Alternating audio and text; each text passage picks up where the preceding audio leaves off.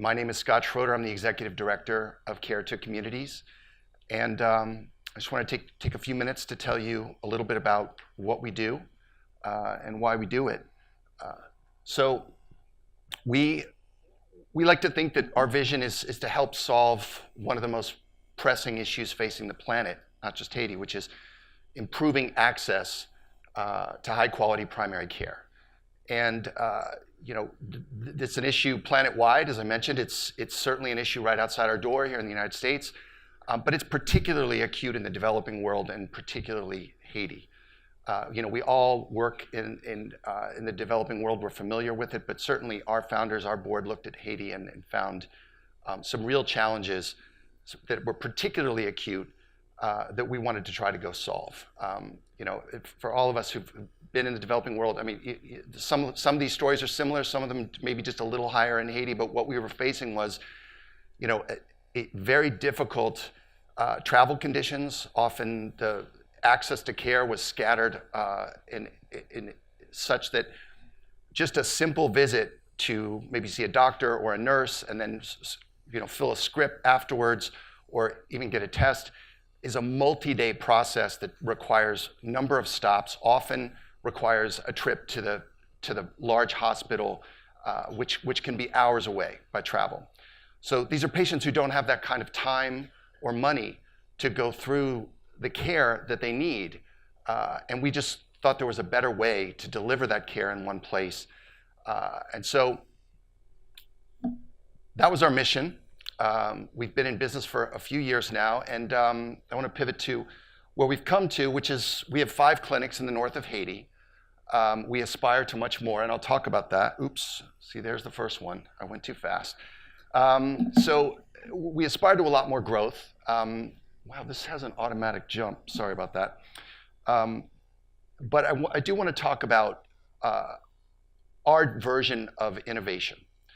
And you've now seen the first piece of innovation, but I think our innovation story we like to think of as a lot of ingredients that we assemble in a unique way. And the first ingredient that we're most proud of is our public-private partnership model with the Haitian government. So what we found in Haiti was not, it's not a situation where there's very little access to care or almost no physical buildings. Clinics do exist, but the problem is the way those clinics are outfitted and the resources that are available in those clinics.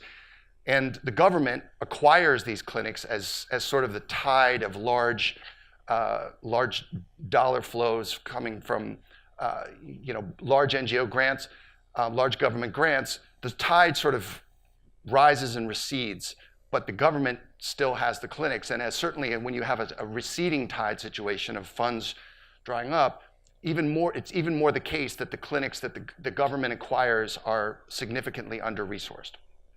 And so we went to the Haitian government and we proposed a partnership where we would bring investment to improve the facilities and run the clinics over time. So we do just that. So we certainly improve the building itself. We introduce much improved and centrally sourced pharmaceuticals and supplies. And we very quickly see the patient flow jump substantially because we're doing this with an explicit focus on quality. And so if the patients are getting a higher quality experience under a much improved facility, they quickly show up. And again, this was a clinic that they were already visiting, but they're now visiting it in much greater numbers.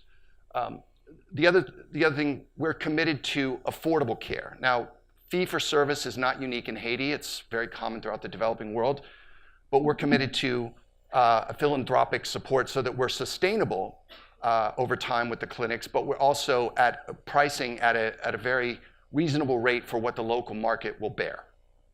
But this combination of pricing, but at a reasonable rate, gives us a sustainability that enables our clinics to be nearly 90% self-sustainable within a year after we've started this model. The other piece is that we pick these communities very carefully with the government so that we're integrated with the community from day one. And I'll talk more about that in a minute. But these are just other ingredients in our holistic model. A few other ones quickly. We have local supply chains and procurement from centrally sourced location and capitation, which adds efficiency. We always improve and add on-site diagnostics. And when I say sometimes it's add because there were none, sometimes it's certainly improving what was there before. And we're very proud of our EMR system. This is something that I would love to talk to some of you about, because while we have a system that's worked nicely for us up to Clinic 5, we're in the process this year of thinking about how we really improve our EMR system so that we can take it to scale on the next level. And that's a big priority of mine this year. So if any of you have any little helpful tips, I'd love to talk later.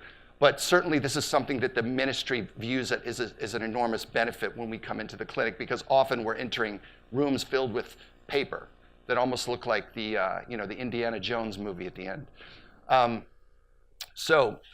We also wrap around our clinic services with things that often never existed before. So maternal health care, child malnutrition services, and as I mentioned, we have a community outreach as well that really helps us both market the clinic to the local, to make sure that the patients and the community members know that we've significantly improved things, but also this community outreach can significantly improve the long-term viability of, so often, as we know, we're not, to adequately treat an issue, it's multiple visits, right? And one of the biggest issues is getting that second and third visit, and a community outreach is very important to see that full course of treatment through. So net, it's a one-stop shop model. We've got obviously the servicing, we've got pharmaceuticals, and we've got lab testing all under one roof. That is significantly improved quality by the Haitian government's own measures, from 40% to 80% pre-post us taking over. As I mentioned earlier, we're also at 90% sustainability with that earned revenue component. We've already treated 50,000 patients and are looking to double that over the next 2 years. We want to grow our network of clinics from 5 to 10 this year and double it again in 2020. And down the road, we also want to look at other countries, because we know this issue and we think our model can scale elsewhere, our learnings can scale elsewhere, whether it's through partnerships or donor funded. But certainly in the next 18 months, there's just more than enough potential to simply expand within Haiti itself. I mean, our partners in the ministry are constantly asking us when we can take over more clinics. And obviously we need to, a little pitch to those of you who might be funders, the fact is we can't take on more clinics without identifying more funds to do that upfront rehabilitation. So I think I got the signal quite a while ago, and thank you very much.